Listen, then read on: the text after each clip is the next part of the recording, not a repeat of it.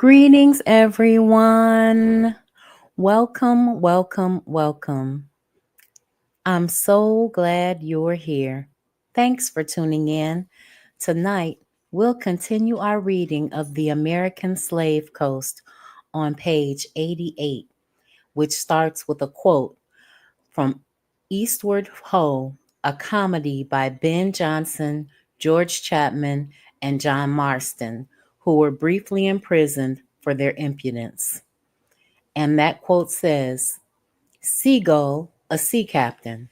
Come, boys, Virginia longs till we share the rest of her maidenhead.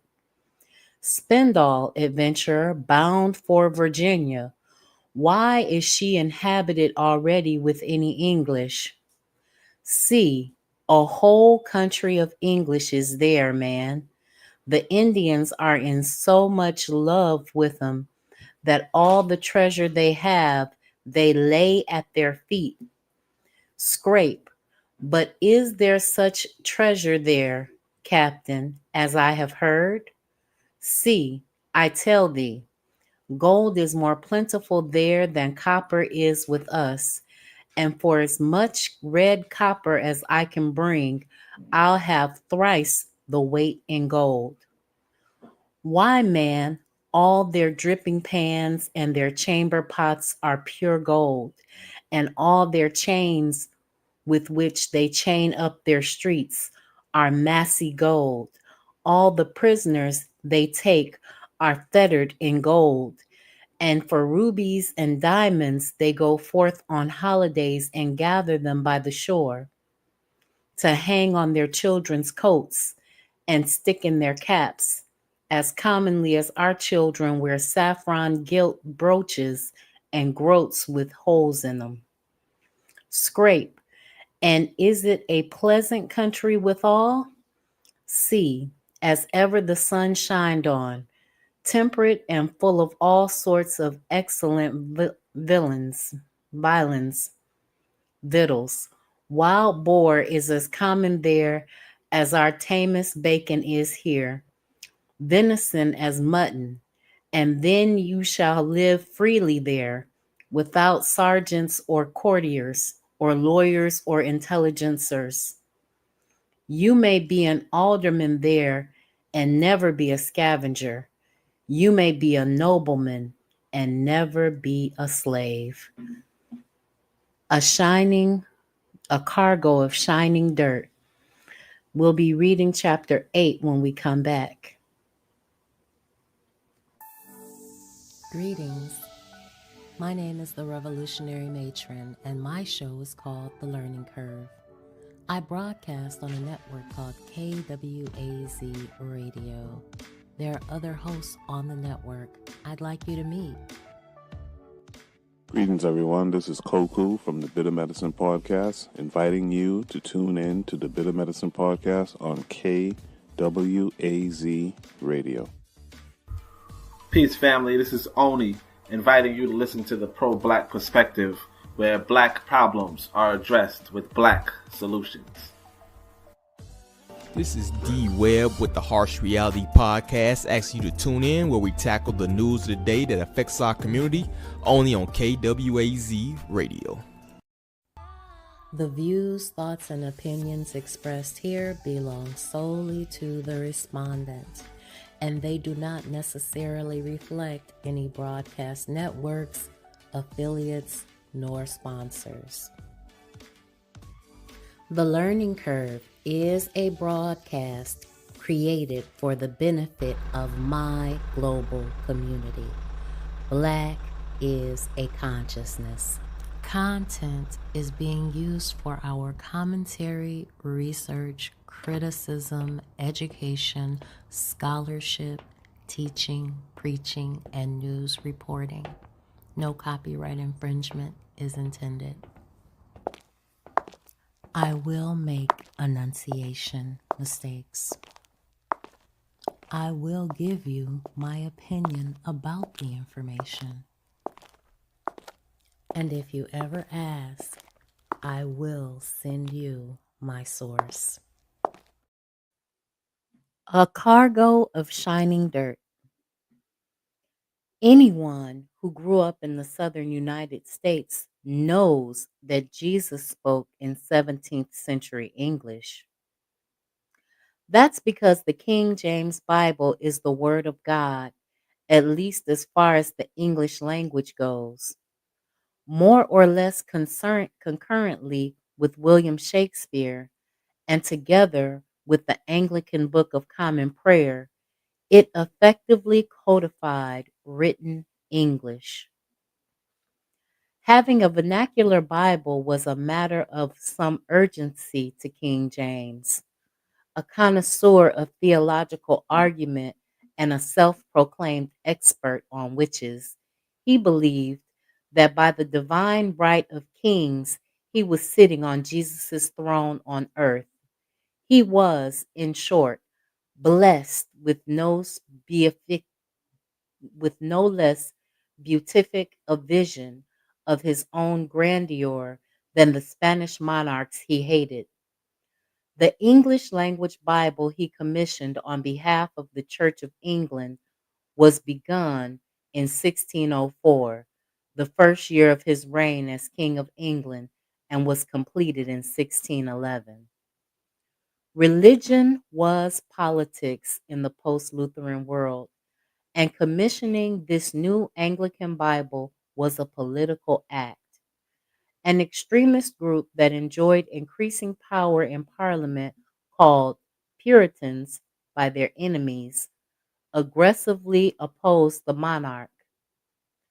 In Basilion d'Emporo, a How to Be a King book that James wrote for his toddler son Henry, subsequently published in Edinburgh at 1599 and then in London, we read, "As to the name of Puritans, they think themselves only pure and in a manner without sin, the only true church, and only worthy to be participant of the sacraments, and all the rest of the world to be but abomination in the sight of God." As the Bible was being translated, James chartered the joint stock Virginia Company, whose first corporate settlement was, predictably, to be named Jamestown. No Puritans would be welcome there. Jamestown signified the expansion to America, the exportation to America of the Church of England. Clergymen who wanted to come to Virginia had to audition, giving a trial sermon for the Virginia Company. If successful, their reward would be a terrifying weeks or months long voyage that might carry them to death from some combination of massacre, starvation, or any number of diseases. As land granted, though, through latitude description by King James to the venture capitalists of the Virginia Company on April 10th of 1606, the Virginia territory comprised about 80% of the present continental United States. It extended all the way west toward the unexplored continent, a distant 17th century Englishman could not comprehend. The directors of the company thought Virginia was an island and that on the other side of the mountain would be the ocean, which would provide the fabled passage to the riches of the Orient. By the time the English in Virginia began privatizing land previously used as commons or enclosing it, they had plenty of experience doing at home. The planting of the Jamestown colony took place as a political radicalism was growing in England in response to the mass dispossession of the people of the commons, the commoners, by enclosure. The year Jamestown was founded, which was 1607, was the year of the anti enclosure riots in the English Midlands. Erupting out of North Hampshire, the rioters erased the boundaries of enclosure, filling in ditches and tearing down hedges, for which action they began to be called levelers. The social implication of the name was obvious, though they were not a forward-looking movement. The residency of levelers represented toward erasing social and financial distinctions in society, using violence if necessary, anticipated Marx's idea of communism by over 200 years. The rioters were represented and repressed on James's orders. Dozens were killed, some by slow death torture. As the dispossessed, masterless people arrived in the cities, that liveliest and most squalid of slums was created, Greater London, a huge city of 200,000 in 1600. When England's population was 4 million, a tenth, it teemed with the idle poor, far more than were needed as weavers in England's woolens industry, for whom the prospect of 7 years' servitude in the New World would seem a rescue from freezing and starving. For the English capital class, the colonies were a handy way to deal with a social problem by shipping it elsewhere. So they wanted to ship off the poor. Besides finding gold and producing luxury goods, another of the intended functions of the foreign plantation was to draw down the excess laboring population that had become a drag on English society. Class tension, occasionally flaring into armed conflict, was a permanent fixture in English political life and was exported to Virginia with the first generation, along with the tradition of taverns. Meanwhile, another colonization scheme was occupying King James the Ulster plantations in Northern Ireland. These were not plantations in the latter sense of the large staple producing farms. This prior sense of the word meant, and we're quoting from the Oxford English Dictionary, the settling of people, usually in a conquered or dominated country, especially by the planting or establishing of a colony. Before colonies could be planted with crops, they had to be planted with people who were called planters simply for being there. For feudal Scotland, where land ownership was even more concentrated than that of England, Northern Ireland was an escape valve with the aim of securing the sparsely populated northern parts of Ireland as some zone of British loyalty. It was Protestantized by planters. Vast tracts of confiscated land in the Ulster region were given to English, mostly Anglican, and to Scots, mostly Presbyterian, who were being rewarded in mass by their countrymen, King James, for their loyalty, or at least for their general political affiliation with him. The thick woods of Ulster had to be cleared. Land was given to those bringing English and Scottish laborers, who had to be certified as Protestant. There was a racial mythology to go with this, one that cast the Scots as superior to the Celtic Irish. By the time the English arrived in what they called Virginia, the Chesapeake Bay watershed had been populated by some 11,000 years.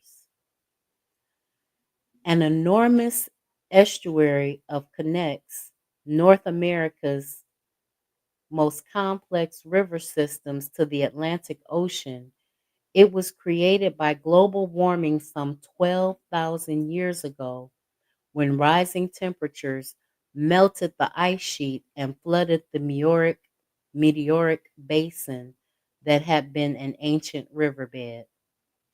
About 180 entirely navigable miles along from south to north and about 30 miles across at its widest point, the Chesapeake, fed by 19 principal rivers, all of them navigable, and by 400 or so lesser creeks and streams, many of them navigable. The big rivers are on the western shore, carrying the force of continental drainage. Though the English didn't know it yet, this huge riverine system offered unrivaled possibilities as a transportation, which meant communications network. The superstructure erected atop of it became a global capital of power and influence in the 20th century. The world's most powerful military command center, the Pentagon, was built on a lagoon of the Potomac River, 17 miles below the fall line, and using sand dredged from the river. The Spanish never occupied the Chesapeake since it was north of the Gulf Stream's bend away from the continent. It was safely out of the range of Spanish security concerns. But they went there as explorers, spreading diseases that killed natives who had never been face to face contact, had never had face to face contact with Europeans. From that contact with the Spanish, the Pamunkey knew something of European culture, religion, and politics years before the English began their referring to Pamunkey, Pamunkey. I have a hard time with this word because it's monkey, Pamunkey territory as Virginia. The 7-year-old son of Pamunkey, Wererance, or chieftain, had traveled with Spanish explorers to Mexico and on to Madrid, where he received a Jesuit education, baptized as Don Luis de Velasco. The young man returned in 1571 after 10 years away, arriving via Havana with 9 Spanish Jesuits who hoped to plant a colony. The Indians killed the Jesuits, apparently with Velasco's help.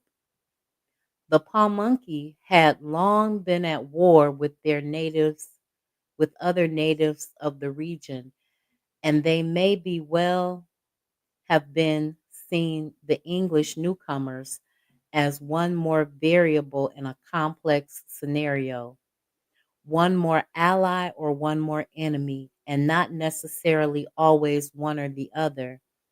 But neither the Pamunkey nor the Virginia Company could have foreseen what they were the first point of encounter in a continent wide war of enclosure. Captain John Smith, the rank referred to his one time position in the Transvaalian Army, was the best negotiator with the indigenous people that Virginia ever had, and as such, he was a key figure in the survival of the Jamestown colony. A bona fide war hero, he had fought against the Spanish, both the French and the Dutch, continued on to the Mediterranean, then went to the Balkans where he fought the Ottoman Turks. His coat of arms had 3 turbaned heads on it, representing the Turkish champion he had slain and ritually decapitated in 3 tournaments of mortal combat fought in lieu of confrontation between their armies. Smith was an escaped former slave, a white man who had worn an iron collar around his neck, captured and enslaved by the Tartars, he ultimately escaped and was decorated, commissioned, and given a sinecure by Transylvanian Prince Sigismund Baltharoy. Leaving his comfortable position in Baltharoy's court, he returned to England and then, by the age of 27, arrived at Jamestown with the first colonists on board the Swan contest. He thereafter not only devoted himself to the mission of colonization, but also became an outspoken advocate of the laboring colonists to the point of being accused of being a leveler. The colonists needed an advocate from the beginning of the Virginia colony through the Boston Tea Party 166 years later. English policymakers demonstrated over and over again an utter incomprehension of American realities.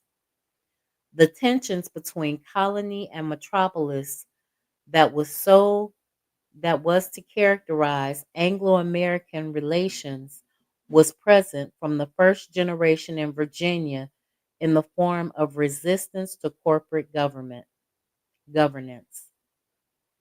Not following foolish instructions was essential for survival, such as when the company sent to Virginia a disassembled ship. The colonists were to carry the 5 ship parts over the Blue Ridge Mountains, assemble them, and sail it on into the ocean. Returning to England in October of 1609, following a gunpowder explosion that apparently damaged his manly organs, Smith became a writer, and a good one at that. It was Smith who named New England and first described it in 1610. His various books and pamphlets are full of first-hand historical information. He was one of the first autobiographers of England. In his masterwork, a classic of early hemispheric literature titled General History of Virginia, New England, and the Summer Isles, written in 1624, Smith describes the Chesapeake region as a country that may have the prerogative over the most places known for large and pleasant navigable rivers. Heavens and earth never agreed better to frame a place for man's habitation. Here are mountains, hills, plains, valleys, rivers, and brooks, all running more pleasantly into a fair bay, compassed but for the mouth of the fruitful and delightsome land. So he was quite artistic in describing what he had seen in America, trying to entice people to come here to colonize this land. Smith was an autodidactic cartographer. His maps did much to get Englishmen interested in North America. The Mayflower Pilgrims who established the Plymouth colony relied on Smith's map when they crossed the Atlantic in 1620.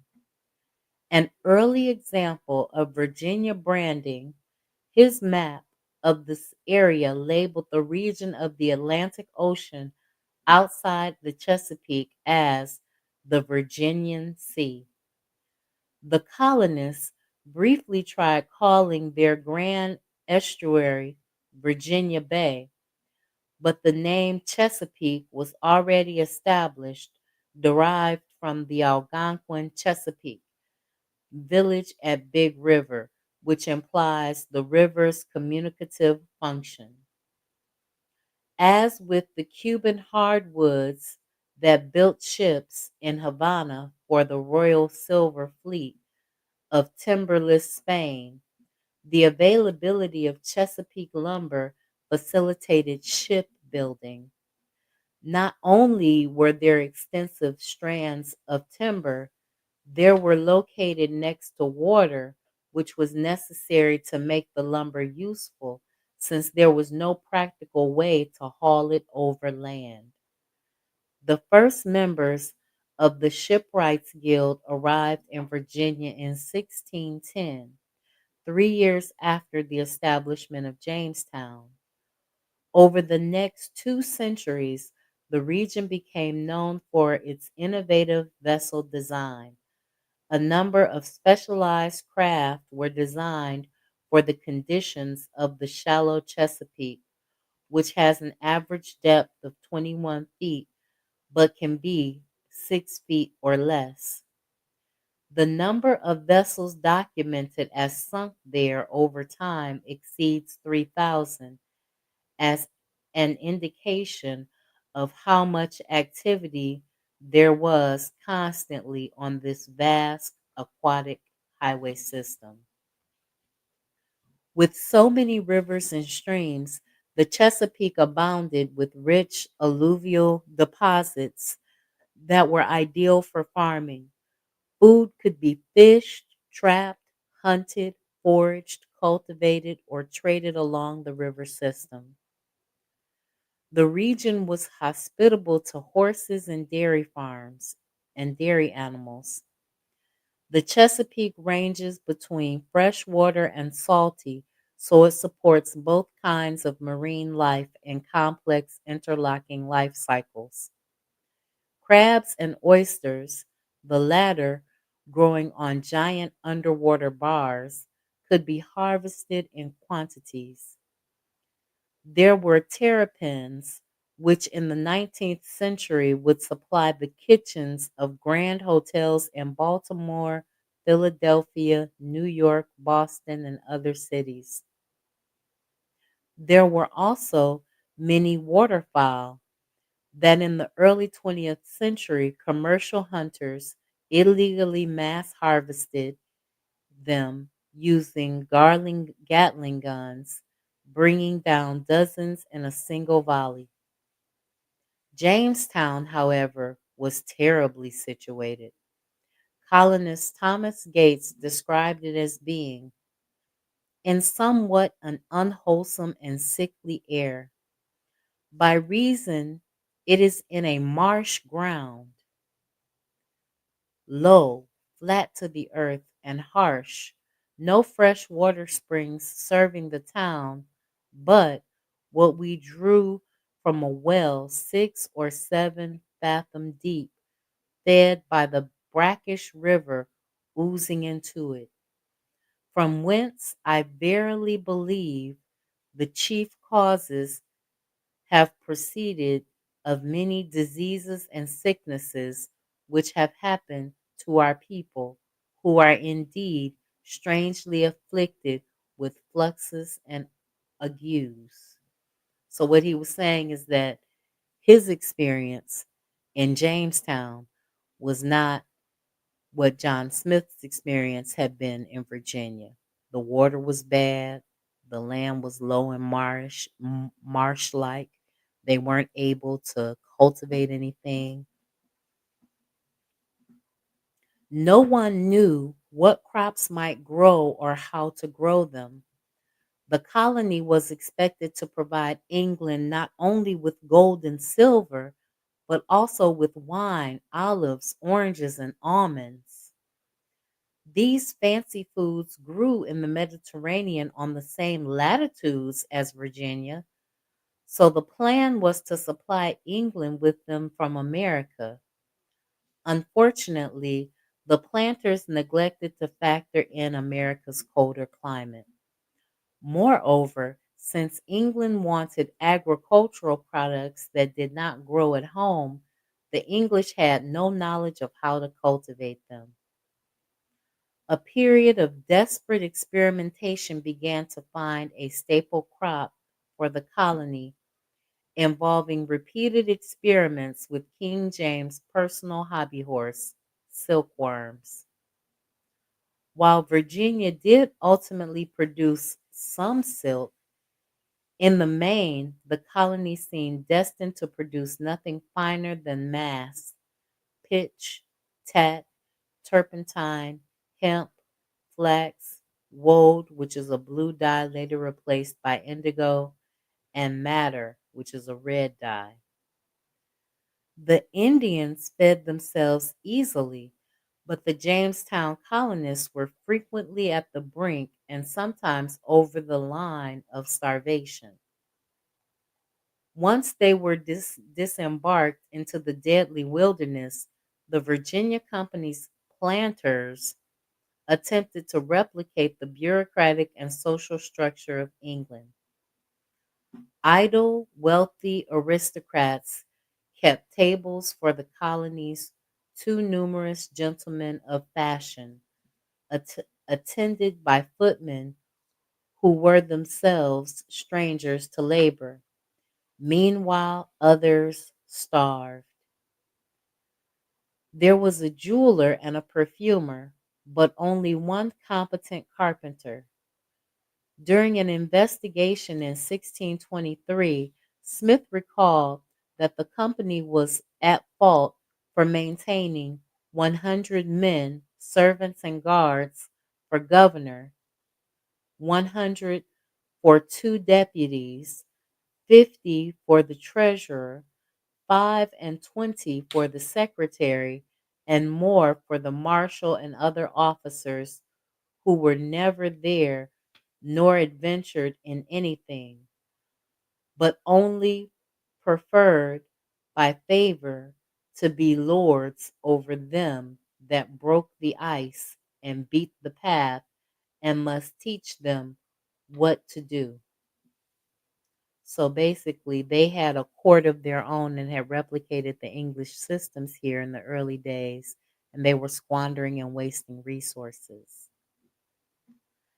After Smith left Virginia, Jamestown hit its low point, the starving time of the winter of 1609 and 1610, under the fatally inept administration of Smith's enemy, John Ratcliffe. Smith had managed to trade with the Indians, but after he left, Powhatan seemed to be deliberately starved the colony, and settlers resorted to cannibalism as the population dwindled to 60. Refugees who returned to England on board the Swallow in 1610 brought tales that all of London heard through though the Virginia Company denied them. The horrific stories were substantially true. A recent archaeological discovery indicates that a 14-year-old girl who had died was subsequently butchered and eaten by other colonists.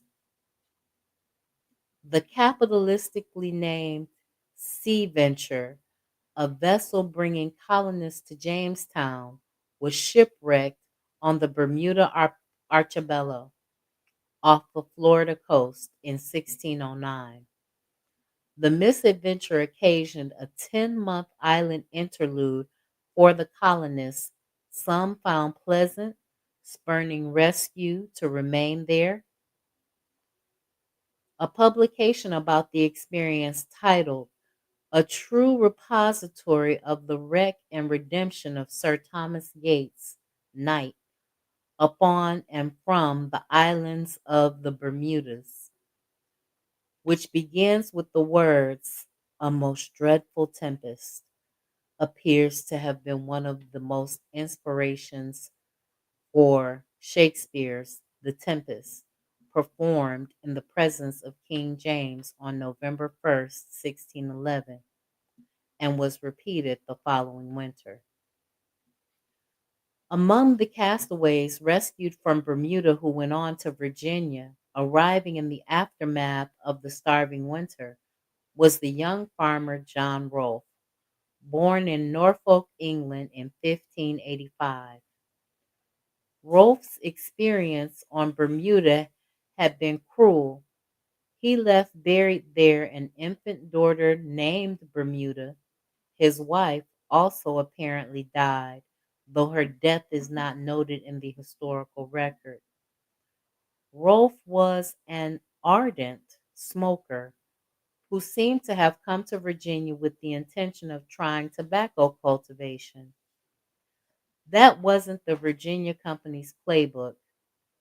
It certainly wasn't in King James' playbook, nor was it what he wanted.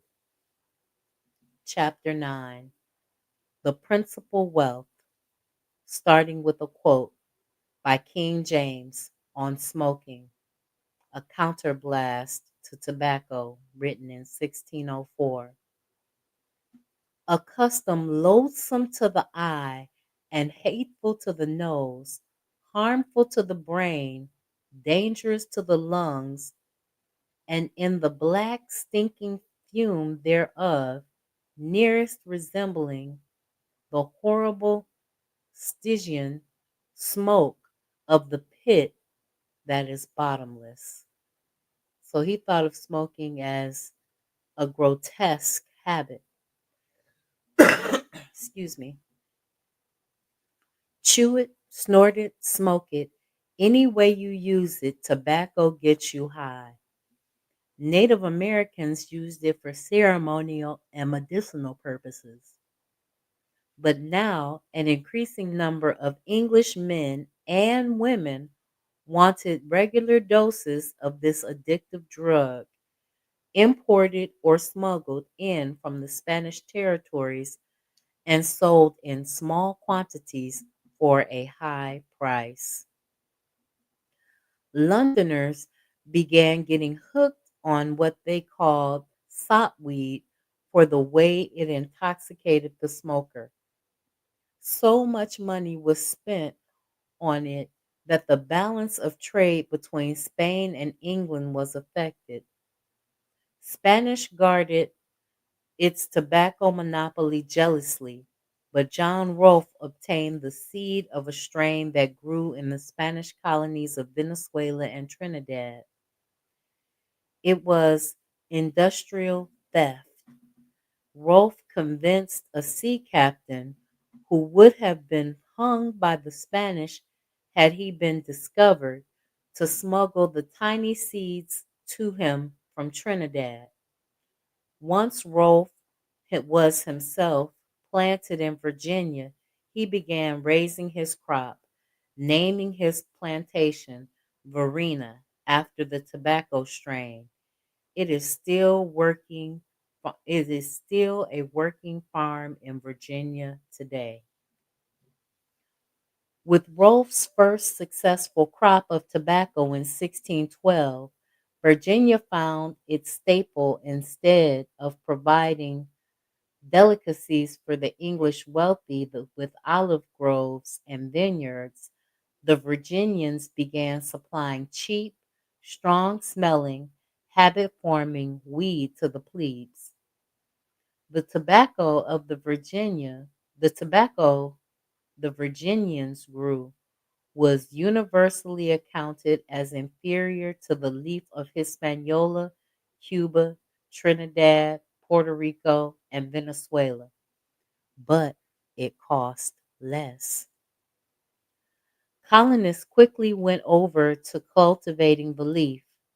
Tobacco required land and labor, but not a fortune to get started, and it remained the most important American cash crop throughout the colonial years. The market was at first modest, but it swelled. Virginia's production reached 30 million pounds by the end of the 17th century and 100 million pounds 50 years later. Its widespread availability created a mass consumer culture in England.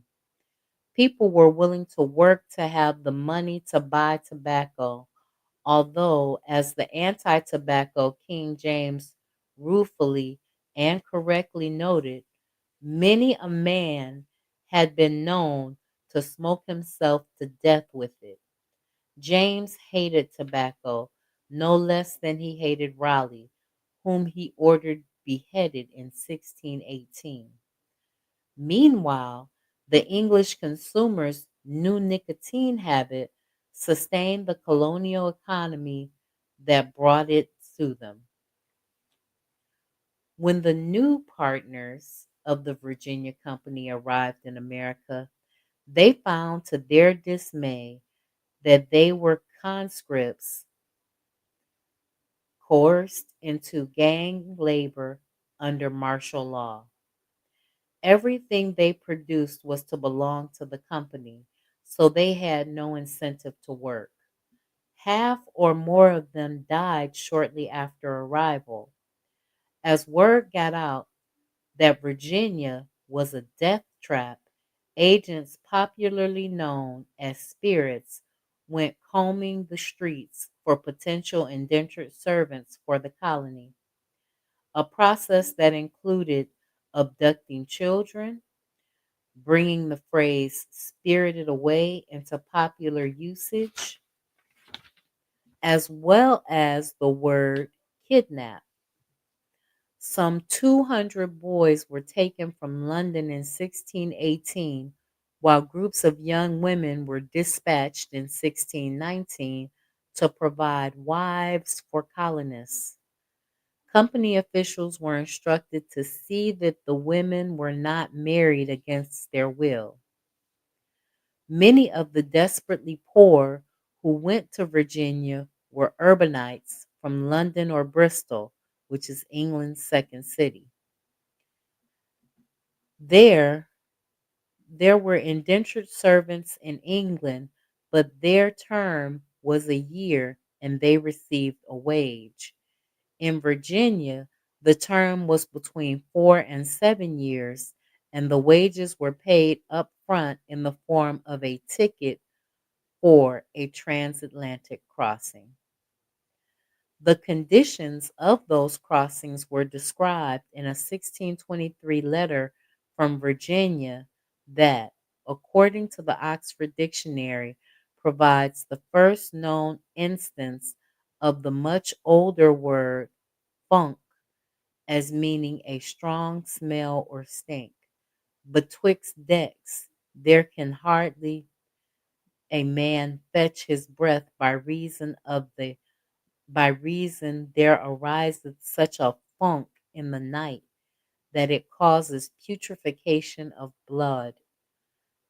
This was not a description of a slave ship. They smelled even worse.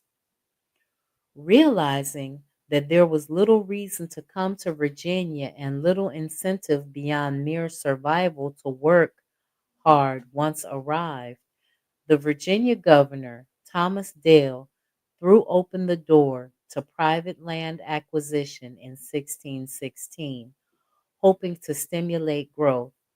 He offered a good deal. The old planters who were already there got 100 acres each, along with another 100 acres if they were company shareholders. Newcomers got 50 acres each. The colony had begun as a commons under military discipline, but by changing its regime to one in which individual colonists could become landowners, Dale created a real estate market, which in turn quickly became a land grab. But but the land was worthless without labor. Remember a couple chapters ago they said that the land in the South was worth over $2,000 with slaves, but not even $6 without slaves. Now it fell to individual entrepreneurs, not the Virginia Company, to address the labor problem in Virginia. And by 1617, the company was allowing semi independent plantations called hundreds, which transported their own labor. Indentures were probably underway in Virginia by 1617, but the first existent contract of indenture that has come down to us, issued by the Virginia Partnership called the Berkeley Hundred, is dated September 17th, 1619. That year, the colony's secretary, John Porry, wrote to London, "All our riches for the present do consist in tobacco.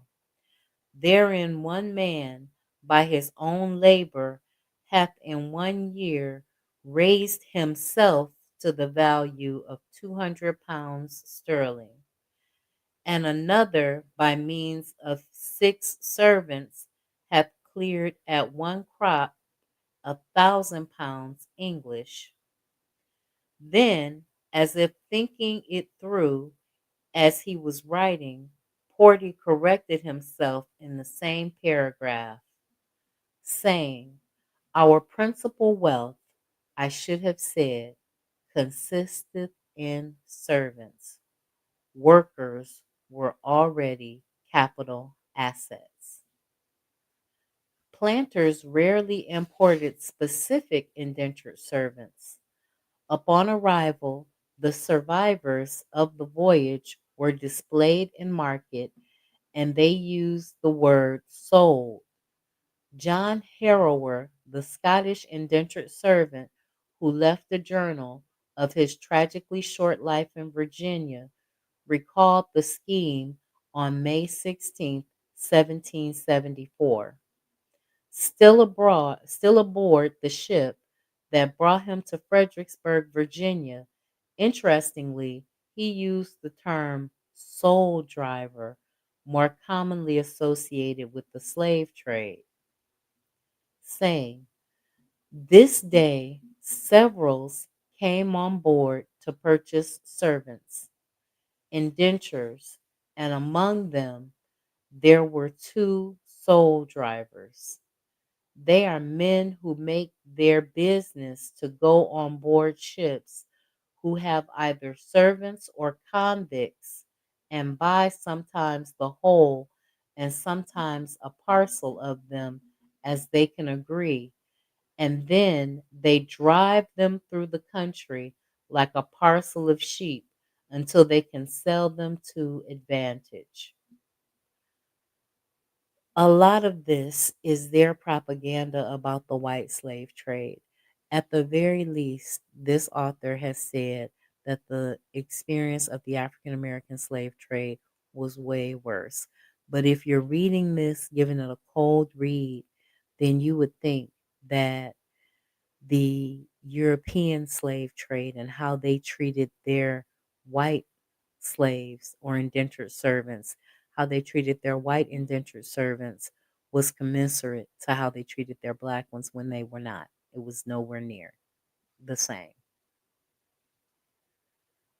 This manner of labor distribution uncomfortably reminded some of the slave markets in the Muslim world, which those with military backgrounds might possibly have encountered, or, as in the case of Captain John Smith, had been sold in.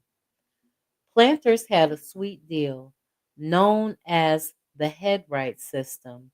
They were given 50 acres of land for every indentured servant whose passage they paid.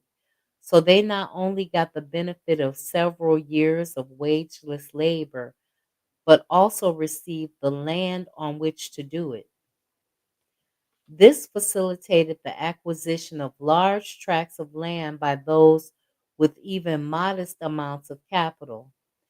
Head rights could be sold, and by the 1650s, they were being traded for as little as 40 or 50 pounds of tobacco.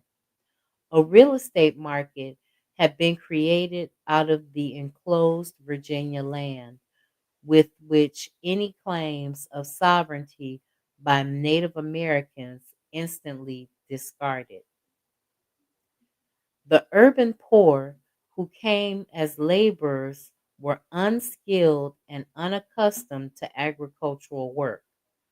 The descendants of multiple malnourished generations, they were not physically strong enough for the back-breaking task of clearing what George Washington would call his wooden country, and their mortality rates after arrival were dreadful. They were, however, sufficient to amass large land holdings from headrights for those with the capital to sponsor them as land speculation began. John Rolfe is most remembered in popular history not for his pioneering of Virginia's great staple crop, but for having married Pocahontas, a daughter of the Pamunkey chief Powhatan. Pocahontas had learned English after being kidnapped by the Jamestown settlers in 1613, during which time, while she was kidnapped, they're saying, she was Christianized and became Rebecca. As a prosperous tobacco farmer, Rolfe traveled to London in 1618 together with Pocahontas, or Rebecca, and their infant son. Thomas said she fell ill and died while preparing to return to Virginia. Fearing his son would not survive the voyage, Rolfe reluctantly left him in England and returned to America. Back in Virginia, Rolfe documented, rather offhandedly, the first known sale of African slaves in Anglo America from a passing Dutch vessel.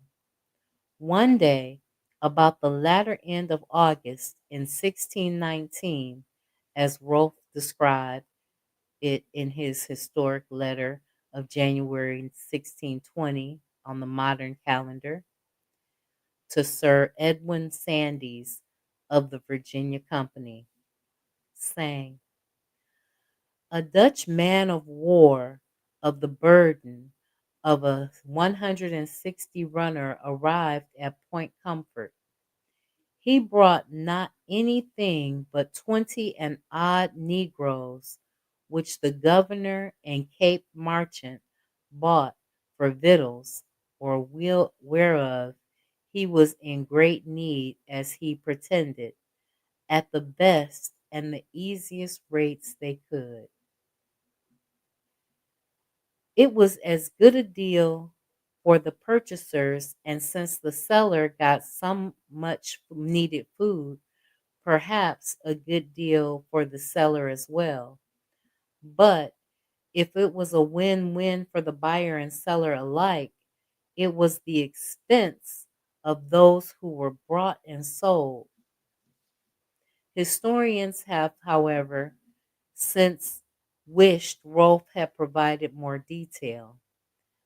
These were not, as has sometimes been claimed, the first Black people to come to Virginia. A census 5 months earlier counted 32.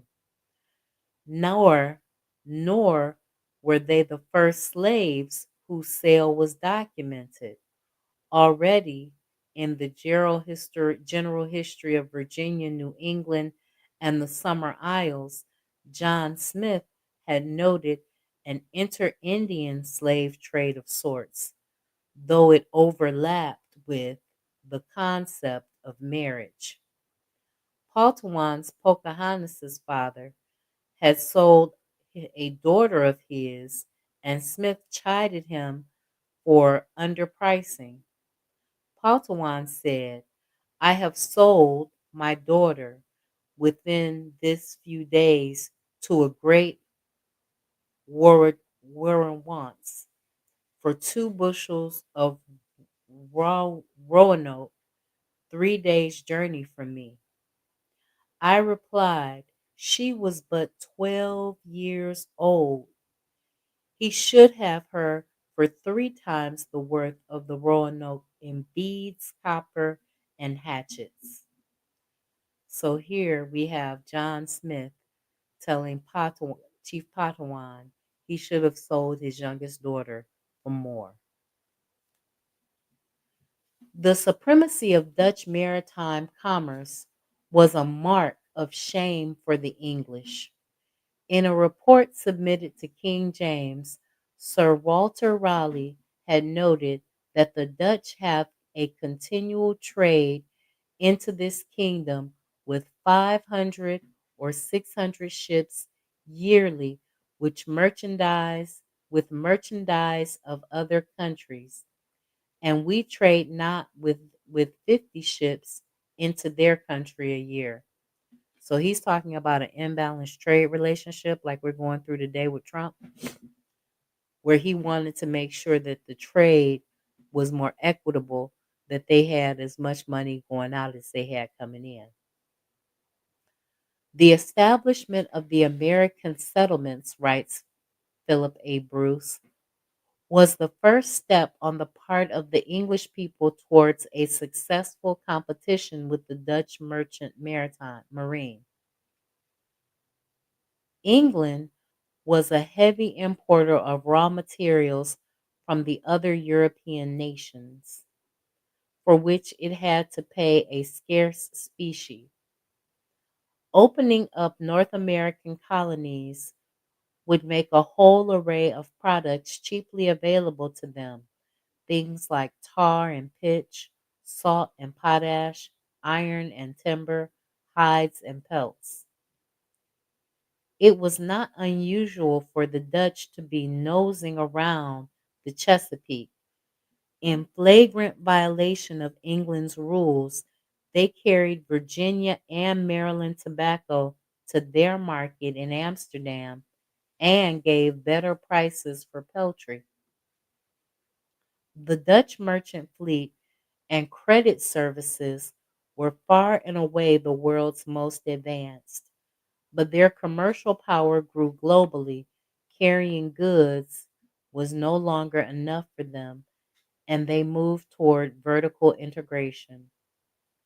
The Dutch, who were not yet trading in slaves on an industrial scale, could not attack the Portuguese under the terms of their 12 years' truce with Spain, which lasted from 1609 to 1621, because Portugal was under the Spanish crown between 1581 and 1640. But they occasionally sold slaves who had been taken as prizes from Portuguese slaves by English privateers.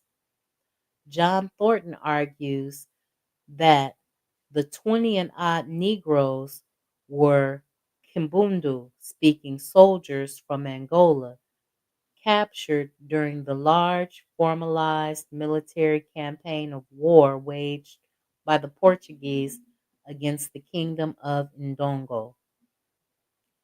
Historian Ingo Slutier provides evidence that they were nabbed by an English corsair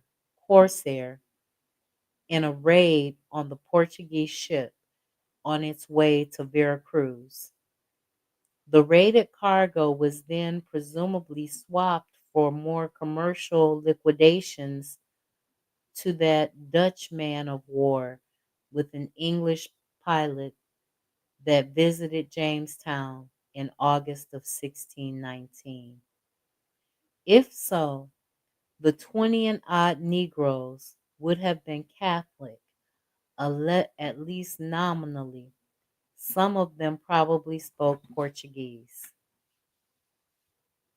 Central Africa was Catholicized in 1491 before Columbus crossed the Atlantic. When the Manicongo, or the Congo king, Nzinga of Nkuwu, at his hilltop capital of Mbaza Congo, converted, not at sword's point, but enthusiastically and immediately upon the arrival of two missionaries. The Manicongo, who ruled the largest empire in Africa at the time, accepted baptism and became King Zhao I. Zhao seemed to have grasped immediately the political uses of Catholicism. Converting his territory gave him a powerful new set of tools to establish his hegemony over the freelance priesthood of traditional Congo religion, as well as allying himself with powerful European patrons and giving him access to previously unknown manufactured goods, most especially including guns. Building churches throughout his vast kingdom, he established diplomatic relations with the Vatican. The symbols and beliefs of Catholicism merged well with the symbols of the traditional Bakongo religion, creating a syncretized version of Catholicism that was compatible with existing Congo cosmology and committed and continued ancient practices, which were arguably more superstitious or magical than 15th century Catholicism. The Bakongo already had a cross, the Dikinga, a cosmogram that signified the meeting of time of the land of the living and the land of the dead on the other side of the water. It was a midpoint cross, not a chest high crucifix, but it was recognizable. The Bible that the priest revered was, to the Bakongo, clearly an Nkisi, a power object. As Central Africans became the most numerously enslaved people of the African trade, the Congo Catholic synchronization, a fully Africanized Christianity in Thornton's words, which came into existence before the Middle Passage, was transported to all points of the Americas, serving as the fundamental backbone of African culture in the Americas. It took root easily in the Catholic territories established by Spain and Portugal, which would lead to enslaved Bakongo being suspected in the English colonies as potential allies of the Spanish. So they were using Black people as tools in their wars yet again because they Catholicized them, trying to marry the Catholic cosmology with the African cosmological perspective. And then they accused them of being basically spies for the Spanish and the Portuguese because they were Catholics. Rolfe went on in his 20 and odd Negro letter to describe the colonists' fear of the Spanish attack in the coming spring, saying, "We have no place of strength to retreat unto, no shipping of Coventry, which would be to us as the wooden walls of England, no sound and experienced soul holders to undertake, no engineers and aldermen to erect walls, few ordinances, not a serviceable carriage to mount them on, not any cotton of powder, shot and lead to fight. 2 whole days, not one gunner belonging to the plantation." So he was complaining that if they were attacked by these Spanish, because there was an influx of Catholics, that they would have nothing to protect themselves with. By that time, the Anglo American tobacco economy in Virginia was well into a debt driven boom, with interest typically at 6% per annum. With credit, people drank up the profits, then ordered another round. The first legislative assembly in Virginia in 1619 felt obliged to pass acts against excess in apparel and also against drunkenness, writes Edmund S. Morgan. The thirst of Virginians became notorious to England.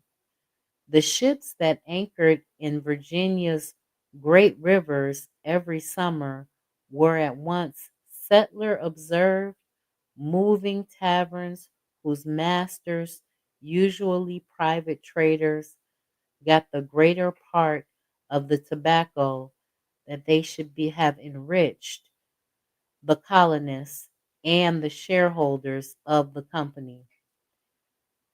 There were sometimes as many as 17 sail of ships to be seen at one time in the James River. The colonists on occasion starved. Maybe it was self destructive depression under the harsh conditions, or maybe the sheer ineptitude of their gentry heavy colonial population was the problem. But you only could blame, but you could also blame it on the weed. They were so determined to grow tobacco that they neglected to grow food. Colonists were officially required to cultivate a plot of corn, but many ignored the law and relied instead on the Native Americans to do the base labor of raising corn while they chased tobacco riches. But the natives didn't always want to sell their corn to the colonists, so sometimes the Virginians went and took it.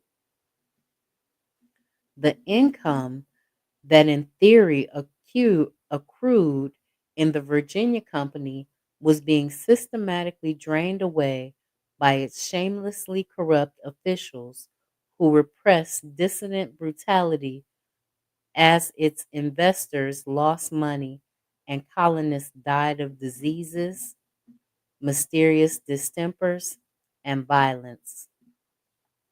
A massacre commanded by Pocahontas' uncle Opunchak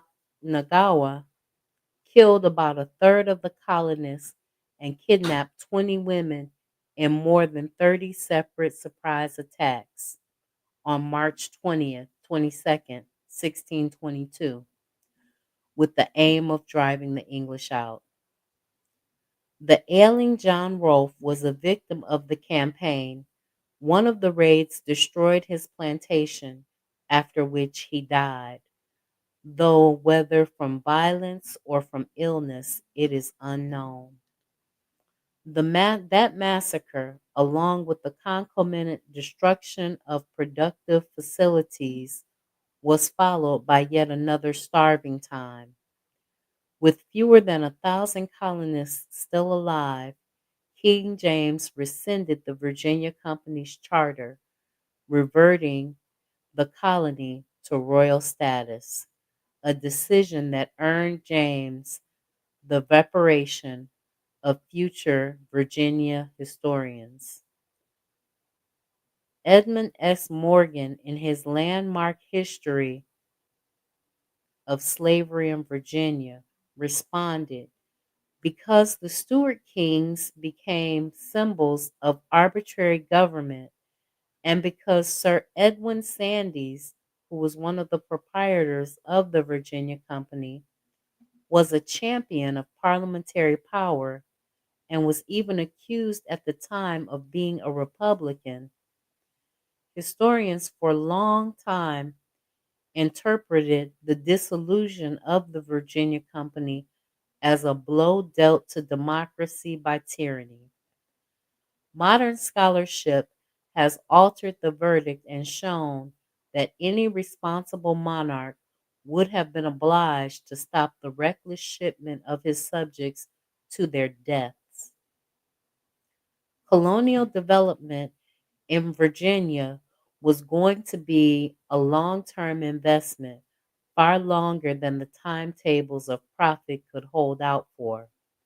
By the time of the rescission of the Virginia Company's charter became final in 1624, investors in the company had lost £200,000, and more than three-fourths of the 6,000 or so people who had emigrated since 1607 were were dead.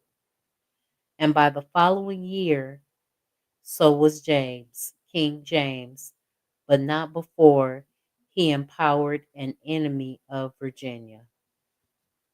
In his capacity as King James' secretary, George Calvert was the monarch's man of parliament.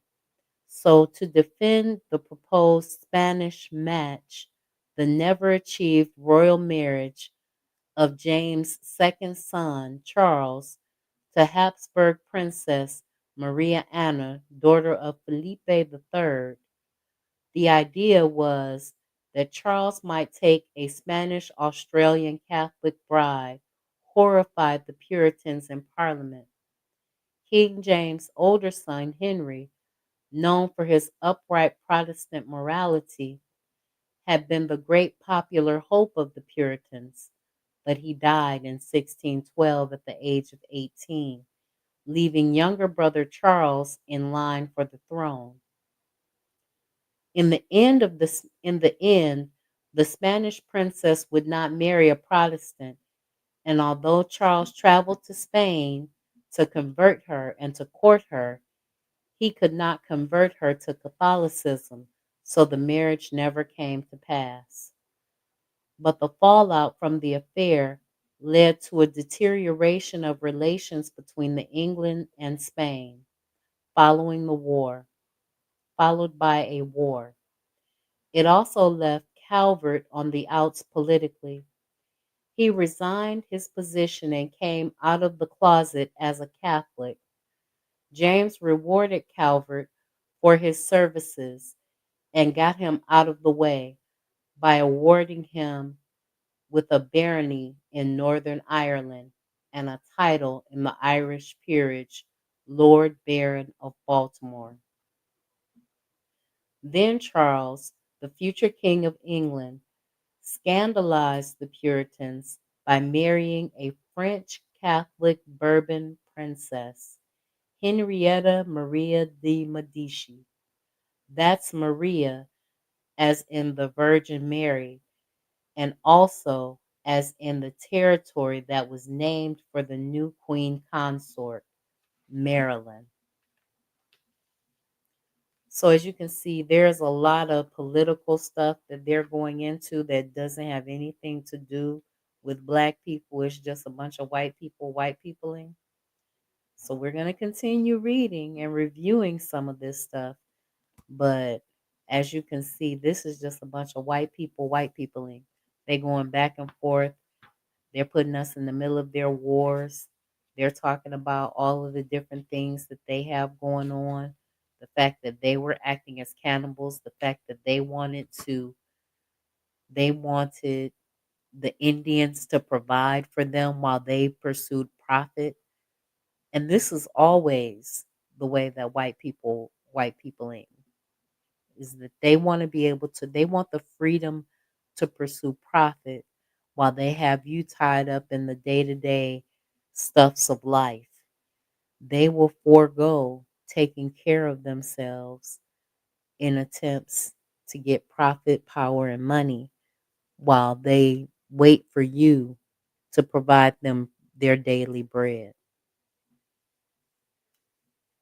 Maria's Land starts with a quote. We're reading chapter 10 from King Charles I to his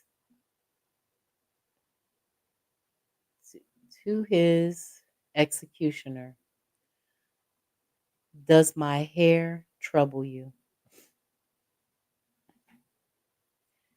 In her marriage contract, the 15-year-old queen consort Henrietta Maria was guaranteed the full practice of her Roman Catholic religion, which enraged the Puritans.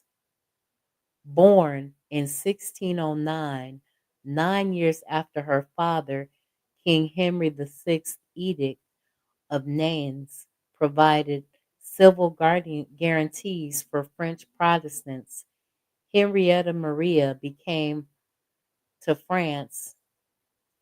from France to England with a mission of spearheading Catholic power by means of strategic marriage.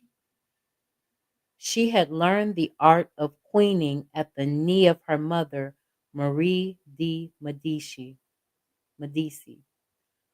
who commissioned a series of 26 allegorical paintings depicting her life from the prolific Peter Paul Rubens. She brought with her from France 11 liveried musicians and 3 singing boys who performed sacred music composed for her. The English crown was considerably less affluent than the French, and Henrietta's retinue was smaller than the Bourbons were accustomed to in France, but it was large enough that her household staff included a keeper of the parrots and 2 dwarfs, Geoffrey and Sarah, both of whom had servants. Per dwarfs were common figures in royal courts. Pet dwarfs were common figures in royal courts. But in the case of Charles and Henrietta Maria, they had the function of making the monarchs look bigger. Charles was 5'4", and Henrietta Maria was so short that she only came up to his shoulder. England began to slide into civil war in 1629, when Parliament, with strong Puritan representation, refused to convene. For the Puritans, having a Catholic queen was a dreadful infamy. They saw Charles as a soft popish Spain. By that time, England's monarch had deferred to Parliament for over 300 years, but now Charles attempted to run England without Parliament, a standoff that lasted 11 years.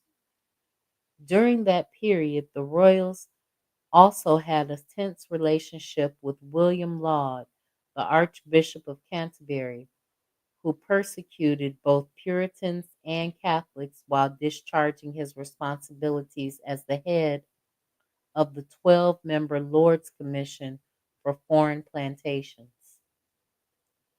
The ensuing migration of Puritans to America defined one of the principal power blocks of future American politics, as approximately 20,000 dissenters came to the Massachusetts Bay Colony in the 1630s. Unlike most other immigrants to America, these were not single young men, but families. Many were relatively prosperous, and the community they built was stable, productive, and repressive. Puritan New England, a culture of literature, industrious, small farmers, was on guard against tyranny and against witchcraft, which for them included Catholicism. There was no doubt the Antichrist was the Pope, and the Spanish were his henchmen. Immigrants had to be formally admitted to England. The Puritans required letters of recommendation for potential colonists who could only be a part of the Calvinist New England Congregationalist Church. They were anti-episcopal, or they didn't have any bishops, and they were intolerant of the Episcopal Anglicans as well as of the Quakers, to say nothing of the Catholics. Greetings, Anthony McPhail. Thanks for tuning in, and thank you for the Mother's Day wishes. In 1629, the same year that the Puritans began fleeing to New England, George Calvert, now titled Lord Baron of Baltimore, asked Charles I for a land grant. His short-lived Avalon colony in Newfoundland had been defeated by harsh winters. He now wanted the territory belonging to Virginia on both the western and eastern banks of the upper Chesapeake, as mapped out by Captain John Smith. He pitched the charter as providing a buffer zone to protect His Majesty's Grand Chesapeake Bay from encroachment by the Dutch and the Swedish. The former had founded New Amsterdam in 1625, while the latter colonizing parts of what later became Delaware and Pennsylvania, named a river and settlement after the Swedish queen Christina. If the Swedish queen had a settlement named in her honor, what homage befit the Queen of England? Calvert died only weeks before his land grant was finalized, but it was bestowed on his son, Cecil Calvert, who inherited his title. Writing in Latin, a priest gave an account of the colony in 1633. Before the first colonists sailed, the most serene King of England desired that it would be called the Land of Maria, or Maryland, in honor of Maria, his wife. The same most serene king, out of his noble disposition, recently, in the month of June 1632, gave this province to the Lord Baron of Baltimore and his heirs forever. Praying to the Virgin Mary was the razor-sharp dividing line between the Catholics and Protestants, the former of whom saw it as a mystical experience, and the latter of whom saw it as idolatry. Virginia had been named for the Virgin Queen Elizabeth, whose Church of England had removed the worship of the Virgin Mary from its liturgical calendar. Now, there would be another virgin-inspired queen-named colony in the typhoidal swampland, this one appropriate for Catholic pioneers for whom Marianism was at once a religious and political imperative. Mary's land was to be tolerant, but Maryland would not be Catholic turf the way that the Spanish domains were. Quite the contrary, Maryland was officially Anglican. The majority of its colonists were Anglican or Protestant, and no Catholic church was actually established there, though Jesuits manned missions. Never again would the Chesapeake be under the control of the single entity. Its division into Upper Maryland and Lower Virginia affected everything from the cultivation of tobacco. The two colonies could never coordinate how much they would produce or even what the standard measure was, to the territory's opposing status in the 1861 war, when Virginia went Confederate while Maryland remained in the Union. The first Maryland colonists arrived in 1634 on the Ark, traveling via the Antilles. The priest Andrew White, who also crossed the Atlantic with them, wrote in his journal that we came before the island of Montserrat, where a noble plantation of Irish Catholics, whom the Virginians would not suffer to live with them because of their religion. This first known written instance of the word Virginian was significantly used in connection with Virginia's intolerance. Virginia was officially Anglican and remained intolerant until independence. Although Virginia was not settled by religious dissenters and was not particularly pious, with no resident bishop and only a handful of ministers to watch over its rowdy, scattered populace, writes John Lucas. 17th century Virginia became noted for its lack of religiosity. As for Virginia, we expected little from it, but it blows. Little from them, but blows, wrote Father White. When they arrived, he was impressed by the Potomac River, which the new colonists attempted to rename St. Gregory's. It was he who wrote, "The sweet and greatest river I have ever seen, so that the Thames is but a little finger to it." Father White brought with him the Portuguese surnamed indentured servant of African descent, Matthias de Souza, described as a mulatto, along with another mulatto named Francisco. So a free man of color, albeit indentured, along with the founders of this colony, Father White assigned his head rights.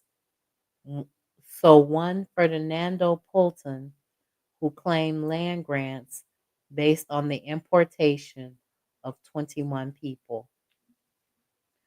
The Virginia colonists were already insolent, and in the 1634 letter written from Jamestown, Captain Thomas Young of the Virginia expedition wrote, "I have been informed that some of the Virginia councilors have been bold enough in a presumptuous manner to say to such as told them that perhaps their disobedience might cause them to be sent for into England, that if the king would have them, he must come himself and fetch them." Virginia was by that time relatively stable.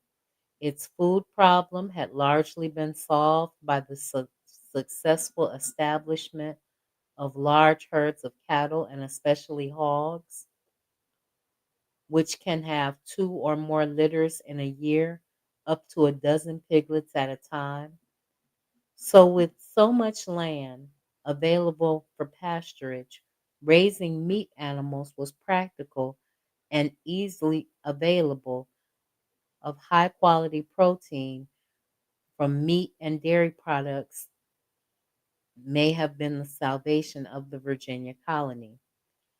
Virginia was impresarial, its founding the work of corporations with investors, but Maryland was proprietorship. Lord Baltimore owned it. A number of counties in Maryland are named for his family members. Calvert, the family name; Cecil for Cecil Calvert II, Lord of Baltimore; Charles for Charles Calvert III, Lord Baltimore; Anne Arundel, Cecil Calvert's wife, Charles Calvert's mother; and Talbot, Lady Grace Talbot, Cecil Talbot's sister, Cecil Calvert's sister. So they just named the counties after their family members. Written in Latin, King James Charter granted to Lord Baltimore the Hector's Insula, or uncultivated lands, partly occupied by savages having no knowledge of the divine being. As compensation, the king and his 2 heirs and successors were to receive, according to contemporary translation, 2 Indian arrows of those parts, to be delivered to the said castle of Windsor every year on Tuesday in Easter week, and also the 5th part of all gold and silver ore, which shall happen from time to time to be found within the aforementioned limits. The Maryland Charter covered both shores of the upper Chesapeake, creating a territory divided into two parts by water. The western shore and the eastern shore of Maryland do not meet, but must connect across water. The Virginians had the Chesapeake's four great rivers in their territory, though they were not yet fully navigable from south to north: the James, the York, and the Rappahannock, and the Potomac. Maryland occupied the northern bank of the Potomac, but never attempted to navigate it commercially. Calvert's territory did, however, have a grand harbor on its western shore. It would not be much use to the transatlantic traffic, but it would later be a commercial powerhouse of the Chesapeake communication with the westwardly expanding domestic market, Baltimore. Virginians were too few in number to have occupied Maryland territory, but William Claiborne, a Virginian from Kent, England, was already invested in the territory and opposed Baltimore's plan. Claiborne, a member of the Virginia Council, had named and claimed proprietorship of Kent's Island, which sits in the middle of the Chesapeake adjacent to the eastern shore. He focused not only on planting tobacco, but on fur trading, which obliged him to have good relations with the Native Americans. Claiborne insisted that the charter's language could not apply to Kent Island, to which he asserted ownership rights. Planning for the island to be the hub of a mercantile empire he would build, he had convinced settlers to move there and plant it with orchards and vines. He set up a shipyard where he had the Pinnacle Longtail built in 1631, 3 years before the arrival of the Lord Baltimore's colony. The first boat built solely on the bay, writes Frederick Tilp. The first naval battle in the Anglo-American colonies took place in 1635 between Maryland and Virginia, when Lord Baltimore's Pinnacles defeated Claiborne's vessels at the entrance of the Potomac River. Claiborne attempted various times to get back what he had considered his land through military conflict and diplomatic wrangling, but he ultimately relinquished the struggle in 1657 after an intra-Chesapeake hostility that lasted more than 20 years. Remembered as the champion of Virginia former grandeur, he was the founder of a still prominent family line of politically connected American blue bloods that include his great-grandson, W.C.C. Claiborne, the Virginian who was the first American governor of Mississippi and Louisiana. Perhaps it was Calvert's experience with the failed colony in Newfoundland that led him to issue and enforce instructions to his colonists to grow food crops for themselves, that they caused all the planters to employ their servants in planting of sufficient quantity of corn and other provision and victuals, so that they did not suffer the same for them to plant any other commodity whatsoever before that be done in sufficient proportion, which they are to observe yearly. Plantations were anything but self-sufficient in food. As John Smith explained to a royal commission, corn was stinted or valued at 2 shillings 6 pence a bushel. and tobacco at 3 shillings the pound, and they value a man's labor in tobacco a year worth 50 or threescore pound, but in corn not worth £10. The capital intensive nature of a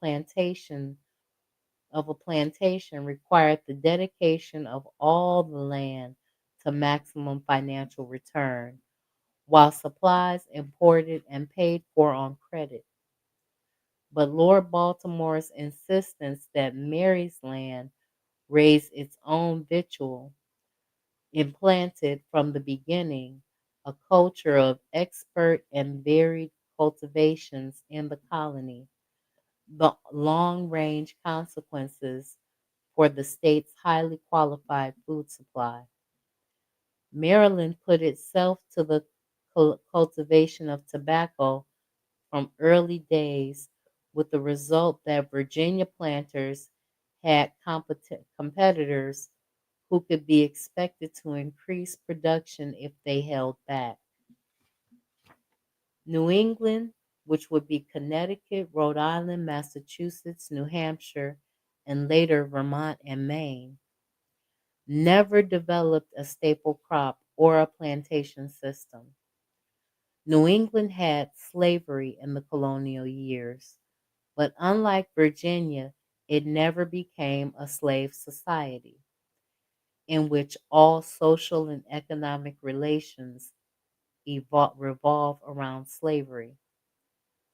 One of the first slave owners in Massachusetts, a man named Samuel Maverick, was the object of a complaint from a captive African woman whom he had force mated with an African man, but without plantations, and cooped up in the limited space of houses in town.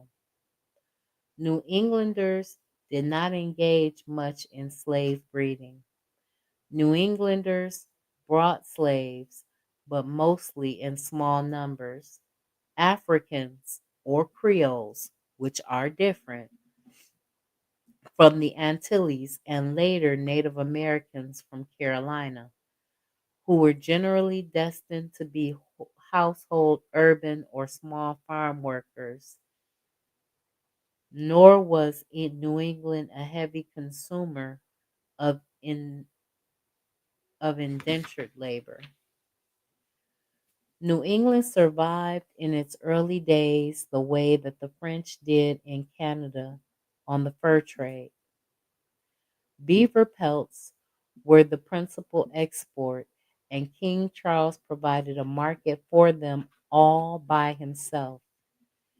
He particularly liked silk-lined beaver hats worn with brightly colored hatbands, and brought them not only for himself but for his retinue. According to Nick Bunkler, he brought 64 beaver hats in 1618, 57 in 1619, and 46 in 1623, and 43 in 1624. Bunker estimates that as the beaver became popularized, an emblem of status for the percentage and the landed gentry, for the peerage and landed gentry, a minimum of 23,000 of them a year were needed to accommodate the demand.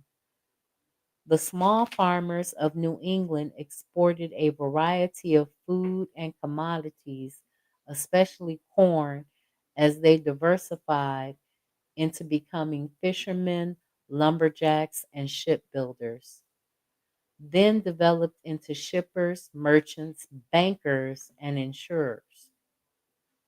David Hackett, Fisher's tracing of 4 English folkways in America, provides a model for appreciating the cultural contrast.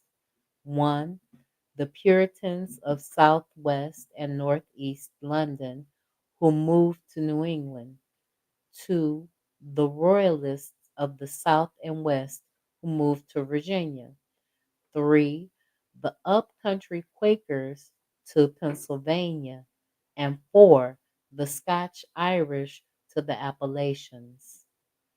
Fisher surveys the demographics of England from which each migration came and demonstrates strong cultural continuity between the locals on either side of the Atlantic, each of which would develop into a distinct political tendency in the independent American Republic.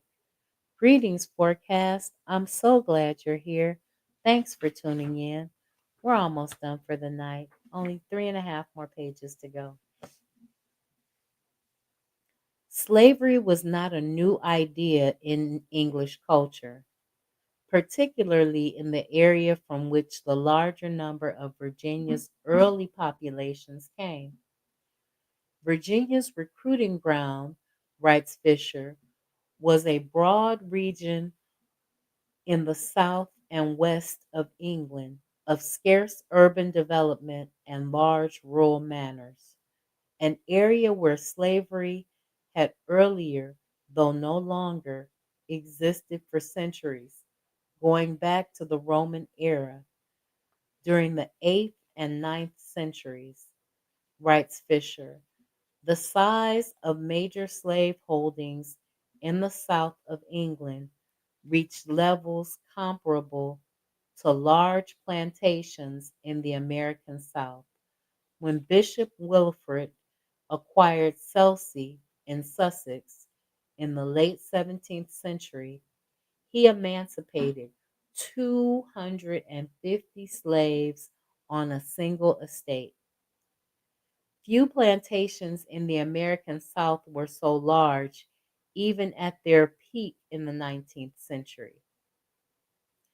The Puritans of New England and the Royalist Virginians opposed each other from the start, struggled to establish their respective colonies in America as the hatred between the Roundheads, Puritans, so called because they cut their hair short, who in popular telling were commoners descended from Saxons, and Cavaliers, who were the Anglicans who wear their hair long and were said to be the aristocrats descended from the French Normans, who were in turn the descendants of Norsemen or Vikings. Conflict erupted between these two groups in 1642 into what has been remembered in England as their Civil War, which had a strong echo in America. The Puritans versus the Cavaliers, not coincidentally in North America, these words connotated the two power bases of New England and Virginia. The Royalist Virginia gentry, who were largely descendants of English families Webbs transferred to America, believed in aristocracy, hierarchical society, luxury, idleness, and servants. Their identification as Cavaliers, a word meaning horsemen or more broadly knights, links them with the Spanish calaberos and the French chevaliers. Like them, the Cavaliers had the opposite of the Puritan work ethic. Many Virginia upper class and middle ranks aspired to behave like gentlemen, writes Fisher. The words gentleman and independent were used synonymously, and independence in this context means freedom, freedom from the necessity of labor. The stringently religious Puritans did not gamble, but Virginia planters gambled compulsively. The Puritans suspected them of being Catholic sympathizers, but in 1630 The more affluent Virginians were buying African slaves from Dutch trades on an ongoing basis, while Virginia frontier traders, who were something of a renegade element in the colony, enslaved and sold Native Americans. Henrietta Maria opened her chapel at Somerset House in 1636 after 7 years of work. It was a safe place to attend Mass, and thousands did. It was also the height of fashion. The chapel hummed with mores commissioned from the Queen's consort preferred composers. Marian imagery was everywhere. Visitors thronged to see the mesmerizing decorative scheme, writes Aaron Jeffrey, replete with paintings and special sacristy conventions of prominent courtiers and aristocrats. Ladies, in particular, were not uncommon in 1637. Archbishop Laud was incensed by the public scandal, but, pursuant to an anti-superstition act of the Puritan Parliament, Henrietta Maria's chapel was destroyed by a mob of iconoclasts in 1643. They tore down the crowning work, Rubens' crucifixion, into bits and threw the pieces into the Thames River, along with the rest of the painting and the sculpture the chapel contained. By then, the English Civil War was underway. The Puritans, whose new model army was the first modern army in England, beat the forces of King Charles in 1645 and established the Commonwealth of England in 1649. Parliament carried out one of the most radical acts in all of European history when it tried, convicted, and on January 30th of 1649 killed the king. Remembering the botched execution of his grandmother, Mary Queen of Scots, Charles Stuart put his long cavalier hair away from his neck into a cap to allow his executioner, a professional brought in from France for the occasion, a clean shot at his neck, and was successfully beheaded with a single stroke. Excuse me. Once Puritans no longer feared persecution in England, out-migration to New England stopped as suddenly as it had begun. The region would not receive another mass migration for nearly 2 centuries. There was even a reverse migration back to England, since previously closed doors were now open to well-connected Puritan businessmen. The Puritan regicide further poisoned the relation between Catholic and Protestant Europe. The designation of the ambitious new model army leader and king killer Oliver Cromwell as Lord Prosecutor of England, Wales, Scotland, and Ireland in 1653 began an era of intolerance, during which the execution of heretics increased and theaters remained shut down. In Maryland, the Colonial Assembly passed the Act of Totalitarian in 1649 at the Calvert's urging, the first law in the colonies concerning religious tolerance. It reiterated the tolerant policy that had been part of Lord Baltimore's instruction from the beginning. But after a 10-man Puritan council headed by Maryland's old nemesis, William Claiborne, took charge of Maryland in Cromwell in possession in post Cromwell 1654, a new law prohibited open practice of Catholic faith. In 1659, the council issued a directive to justices of the peace to seize any Quakers that might come into their districts and to whip them from the constable to the constable until they should reach the bounds of the province. Quakers, who were anti slavery and were therefore unwelcome, presented a new social and political problem for the nominally Anglican Cavaliers.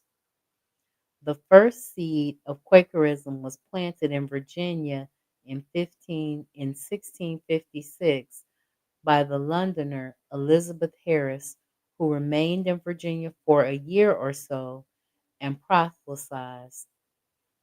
Quaker George Wilson, who had been whipped from constable to constable through 3 different towns and banished from Massachusetts, arrived in Virginia in 1661 and was imprisoned until his flesh actually rotted away from his bones, in the words of a chronicler.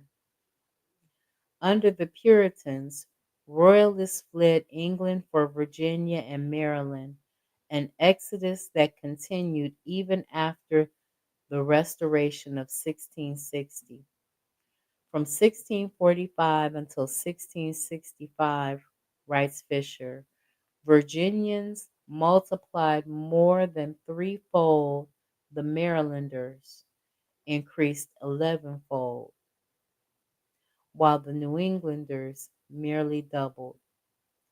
Other Cavaliers fled hostile Puritan England for the island of Barbados, where a different kind of revolution was in progress. And that revolution was sugar. And we'll end it there for this week, ladies and gentlemen.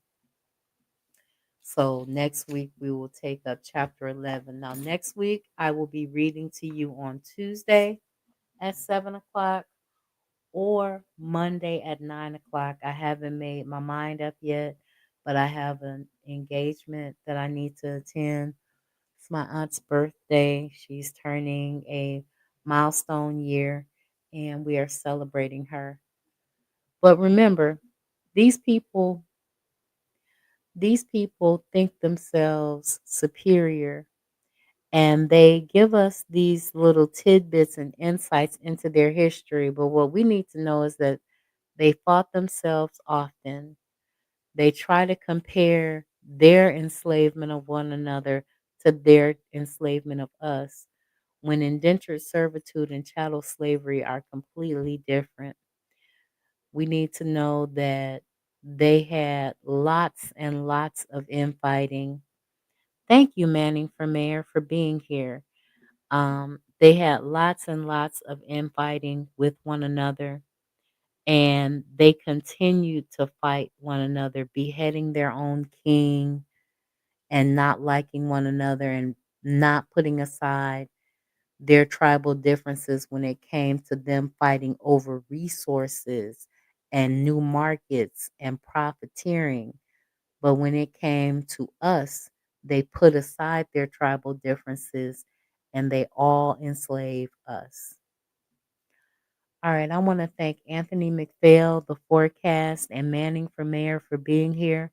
I know that Raw and the elders are listening listen with her are listening in the future. I want to thank Koku for being here. I know he's here. I want to thank Oni Tase. I know that MG2 is here. I know KW Don 7 is here. Dorico Cooper is here. John Henry is here. I know Bawana Haguziki is here, and so many others. I value each and every one of you. And again, our Monday reading will be off. I'm not sure if we're going to move it to Tuesday or if we're just going to push it back later on Monday, where I'll be coming in around 8 o'clock Monday. So I thank each and every one of you for being here. And I will see you on Friday at 9 p.m. Peace, guys.